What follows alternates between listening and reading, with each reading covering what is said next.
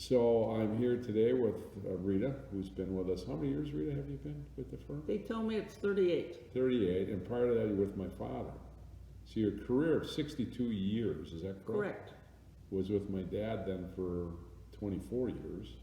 I mean, you worked with him for a long period of time. What was he about? Community? What was his passions? What did he? He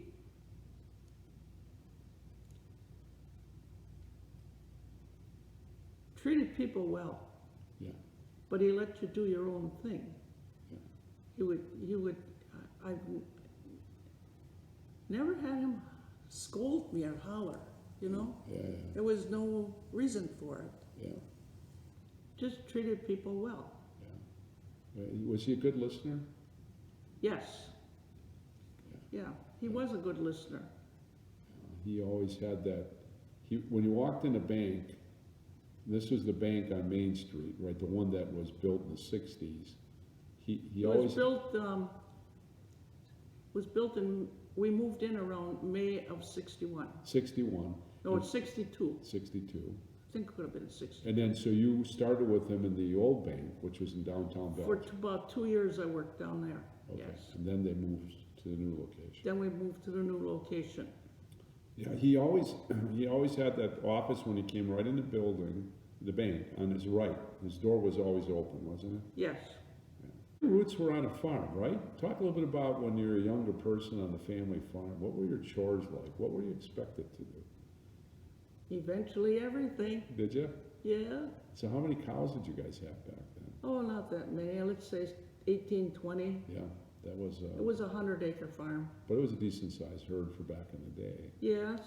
It was a decent-sized farm, too, because some of the local farms were smaller. Yeah.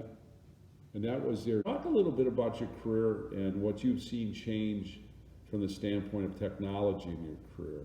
When you first started with calculators and even in the bank, the processing that was done with the machines and how they processed everything. Because I ran the processing machine as a young boy in the back room. Oh, they had a machine before that already. Yeah, did they? Did they? Yeah.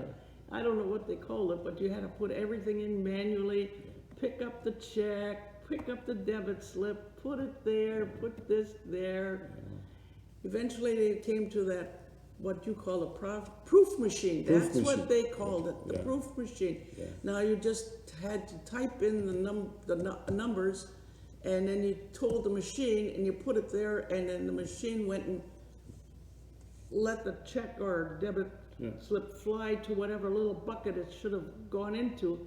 And at the end of the day, you just had to punch a button, and you got your totals for each little bucket. Yeah. That was a big improvement. And then they did mimeographing of it. They took pictures. I always remember when somebody had a dispute over deposits or something, you'd have to go get the microfiches, pull them out, and go through this whole process to try to find something, and then print it out so you had it. Yeah, that was the proof machine. That's what it was. I remember running that. So you went through that whole process. But what about computers in your life? And you know, when you were young on the farm, did you have tractors? Yeah, we had a tractor, but we also had 3 horses, work horses. Yep. Yeah. So you saw the whole change in everything. Oh, yeah. Yeah, eventually, yeah. Yeah, that's the beauty of your life, is you can relate to so many things of change, and you've seen change. But even in business, talk a little bit about why you're so adamant about working all the time, and the relevancy of change, and how work became a conduit for you to stay relevant.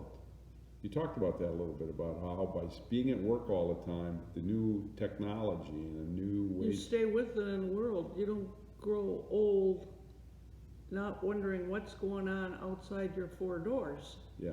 You know, so I learned many things over the years. Right.